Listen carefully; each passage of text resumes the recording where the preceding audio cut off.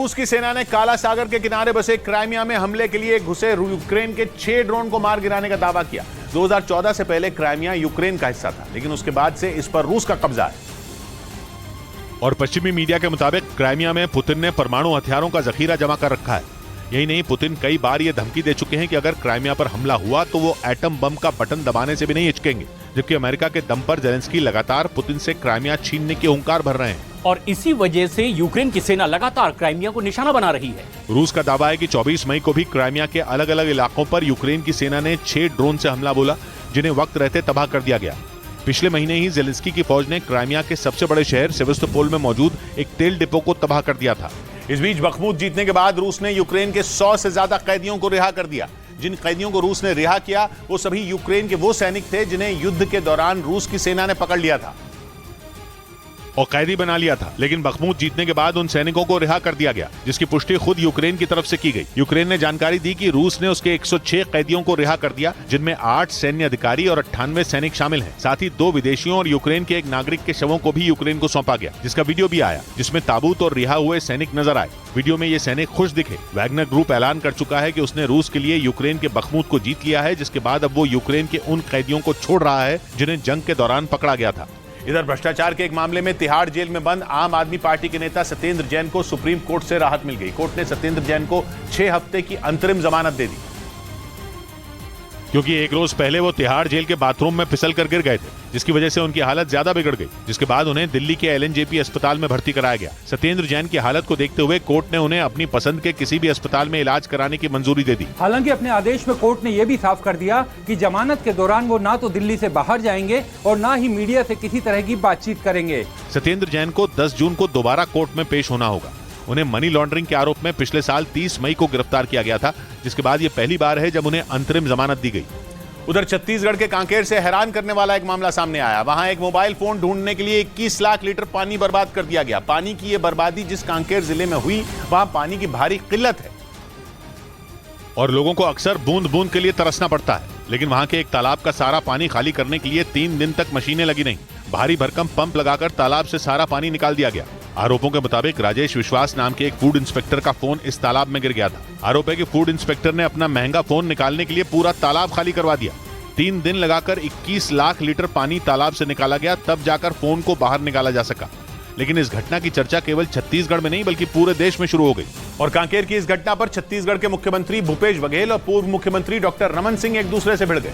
Twitter पर रमन सिंह ने छत्तीसगढ़ की भूपेश बघेल सरकार पर तीखा हमला बोला और भूपेश बघेल पर राज्य में तानाशाही वाला शासन चलाने का आरोप लगा दिया। ये भी कह दिया कि इतने पानी में 1,500 एकड़ खेत की सिंचाई की जा सकती थी। लेकिन कांकेर की घटना पर जवाब देने में छत्तीसगढ़ के सीएम भूपेश बघेल पीछे नहीं रहे। उन्होंने ट्विटर पर ही बता दिया कि एक फोन के लिए पानी की बर्बादी करने वाले अफसर को सस्पेंड किया जा चुका है। उल्टा उन्होंने रमन सिंह की पिछली सरकार पर भ्रष्टाचार का आरोप जड़ दिया। उधर रूस के मीडिया ने दावा किया कि पुतिन ने यूक्रेन के राष्ट्रपति जेलेंस्की के घर को नीलाम करने की तैयारी शुरू कर दी। रूस के मीडिया ने जानकारी दी कि जेलेंस्की के घर की नीलामी से जो पैसे मिलेंगे वो रूस की सेना पर खर्च किए जाएंगे, जिसके लिए पुतिन जेलेंस्की का घर नीलाम करेंगे। क्योंकि रूस के मीडिया ने दावा किया कि यूक्रेन जंग में हुए नुकसान की भरपाई जेलेंस्की के घर की नीलामी से मिले पैसों से होगी। यूक्रेन के राष्ट्रपति व्लादिमीर जेलेंस्की के परिवार ने 2013 में क्राइमिया के तटीय इलाके में 3 कमरों का एक अपार्टमेंट खरीदा था, जहां उनका परिवार छुट्टियां मनाने जाता था। लेकिन 2014 में क्राइमिया पर रूस का कब्जा होने के बाद जेलेंस्की उस घर में नहीं जा सके। अब पुतिन जेलेंस्की से बदला लेने के लिए उनके क्राइमिया में बने घर को नीलाम करने की तैयारी में है। इस बीच चीन और रूस से निपटने के लिए अमेरिका ने साइबर आर्मी बनाने का ऐलान कर दिया। अमेरिकी मीडिया ने दावा किया कि दुनिया की महाशक्तियों के बीच अब साइबर वॉर हो सकती है, जिसके बाद अमेरिका ने साइबर आर्मी बनाने की प्लानिंग की। और अमेरिकी रणनीतिकारों और कानूनी विशेषज्ञों ने इस पर काम करना शुरू कर दिया। और अब अमेरिका में साइबर आर्मी बनाई जाएगी, जो अमेरिका की सुरक्षा के साथ ही विरोधियों की हरकतों पर नजर रखेगी। अमेरिकी मीडिया ने दावा किया कि पिछले साल अमेरिका के साइबर कमांड ने अल्बानिया के एक ऑनलाइन सुरक्षा मिशन पर काम किया था, क्योंकि अमेरिका में एक साइबर अटैक हुआ था। क्योंकि चीन, रूस, ईरान और उत्तर कोरिया पहले ही अपने विरोधियों के खिलाफ साइबर पावर के इस्तेमाल की बात कह चुके हैं। इसके अलावा भी साइबर अटैक के कई मामले सामने आए, जिसके बाद अमेरिका में साइबर आर्मी की मांग तेज हो गई। इधर तमिलनाडु के नागपट्टनम में हिजाब पहनने को लेकर एक बीजेपी कार्यकर्ता एक महिला डॉक्टर पर बरस पड़ा। वीडियो वायरल होने के बाद पुलिस ने बीजेपी कार्यकर्ता के खिलाफ केस दर्ज कर लिया। क्योंकि आरोप है कि उस बीजेपी कार्यकर्ता ने ड्यूटी के दौरान महिला के हिजाब पहनने का विरोध किया, जिसका एक वीडियो भी सामने आया। उसमें वो उस महिला डॉक्टर से हिजाब पहनने को लेकर बहस करता नजर आया। इस दौरान वो उस महिला डॉक्टर से उसकी वर्दी के बारे में पूछता दिखाई दिया। वीडियो सोशल मीडिया पर वायरल होने के बाद नागपट्टिनम पुलिस ने आरोपी के खिलाफ केस दर्ज कर लिया और उसकी तलाश शुरू कर दी। उधर कारोबारी हफ्ते के आखिरी दिन शेयर बाजार हरे निशान पर बंद हुआ। रियल्टी, बैंकिंग और आईटी शेयरों में जबरदस्त तेजी देखने को मिली, जिनके दम पर बॉम्बे स्टॉक एक्सचेंज का सेंसेक्स 629 अंक बढ़कर 62,501 पर बंद हुआ, जबकि निफ्टी 178 अंक चढ़कर 18,499 पर बंद हुआ। सेंसेक्स और निफ्टी में ये तेजी करीब 1% की रही। इस बीच पश्चिमी मीडिया ने दावा किया कि आर्मेनिया और अजरबैजान के बीच समझौते में रूस के राष्ट्रपति पुतिन ने अहम भूमिका निभाई। दावा किया गया कि पुतिन ने दोनों देशों के नेताओं से अलग अलग मुलाकात की और इस मुलाकात में उन्होंने दोनों देशों को विवादित क्षेत्र नागोर्नो कराबाख पर समझौता करने के लिए तैयार कर लिया।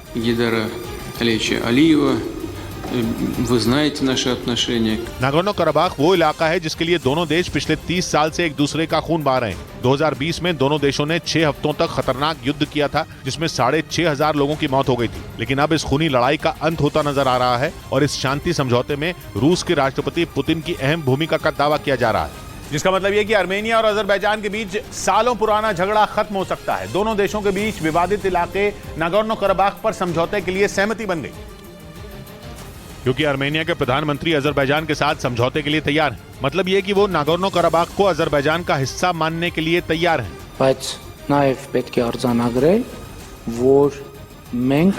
असल में आर्मेनिया और अजरबैजान दोनों नागोर्नो कराबाख पर अपना हक जताते हैं। कुछ दिन पहले ही दोनों देशों के बीच ये विवाद तब बढ़ गया जब अजरबैजान ने लाचिन कॉरिडोर में चेक पॉइंट बना दिया। लेकिन कॉरिडोर नागोर्नो कराबाख को आर्मेनिया से जोड़ने वाला इकलौता रास्ता है। लेकिन अब 30 साल पुराने इस विवाद में सुलह का रास्ता निकलता दिख रहा है। हालांकि आर्मेनिया के प्रधानमंत्री ने दो टूक कह दिया कि वो नागोर्नो कराबाख में रहने वाले आर्मेनिया के लोगों के अधिकारों की रक्षा करेंगे। उधर दक्षिण अमेरिकी देश गायना के गर्ल्स हॉस्टल में 2 दिन पहले लगी आग की घटना के बाद बड़ी जानकारी सामने आई। दावा किया गया कि हॉस्टल में रहने वाली एक 14 साल की छात्रा ने ही उस हॉस्टल में आग लगाई थी और हादसे के बाद वो भी आग में झुलसकर घायल हो गई थी, जिसका अस्पताल में इलाज चल रहा है। ये आग दक्षिण अमेरिकी देश गायना की राजधानी जॉर्ज टाउन से 320 किलोमीटर दूर महदिया शहर में बने एक गर्ल्स हॉस्टल में लगी थी, जिसमें 19 लोगों की मौत हो गई थी, जबकि गंभीर रूप से घायल छात्रों का रेस्क्यू कर उन्हें तुरंत अस्पताल में भर्ती करा दिया गया था। खबर आई कि जिस 14 साल की लड़की पर हॉस्टल में आग लगाने का आरोप लगा, वो स्कूल प्रशासन से नाराज थी, क्योंकि स्कूल प्रशासन ने उससे उसका मोबाइल छीन लिया था। खबर है कि लड़की एक उम्रदराज शख्स के संपर्क में थी, जिस पर सख्ती दिखाते हुए स्कूल प्रशासन ने उसका फोन ले लिया, जिसके बाद उस लड़की ने गुस्से में आकर गर्ल्स हॉस्टल में आग लगा दी थी। इधर न्यूज 18 ने अपने स्टिंग ऑपरेशन में 2000 के नोटों से जुड़े गोरख धंधे का पर्दाफाश कर दिया, जिसमें 2000 के नोटों के जरिए काले धन को सफेद करने के खेल से पर्दा उठ गया। कुछ दिन पहले खबर आई थी कि जब से आरबीआई ने 2000 के नोटों के सर्कुलेशन को बंद करने का ऐलान किया, तब से ब्लैक मार्केट में तेजी आ गई और लोग ब्लैक मार्केट में 2000 रुपए के नोटों के बदले सोना और डॉलर खरीद रहे हैं। न्यूज 18 ने अपने स्टिंग ऑपरेशन में इसी गोरख धंधे का पता लगाया और ऑपरेशन ब्लैक चलाया। खबर की सच्चाई पता लगाने के लिए न्यूज 18 खुफिया कैमरों के साथ दिल्ली के सबसे बड़े सर्राफा बाजार पहुंचा और वहां के सर्राफा कारोबारियों से बात की। तो ये सोना हमको क्या रेट पड़ता है मार्केट में? 64,500 में आपको लाल नोट से सोना मिलेगा। सोने का ये रेट 2000 रुपए के नोटों से खरीदारी करने पर है, यानी बाजार में जिस सोने का रेट 60,000 रुपए प्रति 10 ग्राम के करीब है, ब्लैक मार्केट में वही सोना 2000 रुपए के नोट में खरीदने पर 64,000 रुपए प्रति 10 ग्राम से ज्यादा में मिल रहा है। ऐसे एक दो नहीं बल्कि बाजार में कई ऐसे सर्राफा कारोबारी मिले जो 2000 रुपए के नोटों के बदले बढ़े हुए रेटों पर सोना देने को तैयार थे। उधर यूक्रेन के मीडिया ने दावा किया कि जल्द यूक्रेन को हॉलैंड से F-16 लड़ाकू विमान मिल सकते हैं। हॉलैंड ने ऐलान किया था कि वो जेलेंस्की की सेना के लिए F-16 फाइटर जेट भेजेगा, जिसके मिलने से यूक्रेन की सेना की ताकत कई गुना बढ़ जाएगी और इसके लिए हॉलैंड ने यूक्रेन के पायलटों को F-16 उड़ाने की ट्रेनिंग भी दी। वहीं दावा किया गया कि कई और नेटो देश यूक्रेन को F-16 लड़ाकू विमान दे सकते हैं। पश्चिमी मीडिया का दावा है कि बीते कुछ महीनों में रूसी सेना ने यूक्रेन पर आसमानी हमले तेज किए हैं। बताया गया कि अब इसीलिए पश्चिमी देशों ने भी यूक्रेन को F-16 लड़ाकू विमानों को देने का मन बना लिया। अमेरिका के F-16 की गिनती दुनिया के सबसे खतरनाक फाइटर जेट में होती है। इसे 9 मिसाइलों और कई दूसरे हथियारों से लैस किया जा सकता है। यही नहीं, इसके जरिए हवा से जमीन पर मार करने वाली और एंटी शिप मिसाइलें भी बरसाई जा सकती हैं। इस बीच यूक्रेन के राष्ट्रपति जेलेंस्की रूस के खिलाफ युद्ध में लड़ाकू विमानों की संख्या बढ़ाने में जुट गए और इसके लिए उन्होंने स्वीडन से मदद मांगी। यूक्रेन को अमेरिका से कई F-16 लड़ाकू विमान मिलने वाले हैं। इस बीच जेलेंस्की ने स्वीडन से भी लड़ाकू विमान मांगे, जिसके बारे में जेलेंस्की ने स्वीडन के रक्षा मंत्री से बात की। उन्होंने रूस के खिलाफ इस्तेमाल के लिए स्वीडन से उसका जैस 39 ग्रिपिन लड़ाकू विमान मांगा। चौथी पीढ़ी का ये लड़ाकू विमान स्वीडन और ब्राजील की नौसेना का हिस्सा है और हल्का होने की वजह से उसकी बहुत डिमांड है।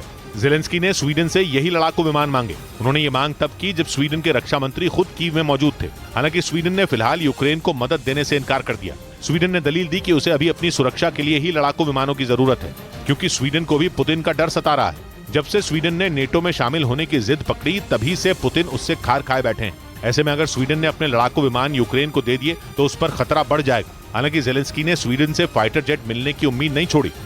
और अब अमेरिका यूक्रेन के लिए बड़ी सैन्य मदद का ऐलान करने वाला है। यूरोप की मीडिया ने दावा किया कि अमेरिका उसे जो मदद भेजेगा उसका एक बहुत बड़ा हिस्सा गोला बारूद होगा, जिसके बाद युद्ध में रूस को टक्कर देने के लिए यूक्रेन के पास और भी ज्यादा आधुनिक हथियार होंगे। दावा किया गया कि इस पैकेज का ऐलान अमेरिका के मेमोरियल डे की छुट्टी के बाद किया जा सकता है, जिसमें अमेरिका यूक्रेन के लिए $30 करोड़ यानी भारतीय रुपयों में करीब 2,500 करोड़ की सैन्य सहायता का ऐलान कर सकता है, जिसके तहत यूक्रेन को मिसाइलें और भारी मात्रा में गोला बारूद मिलेगा।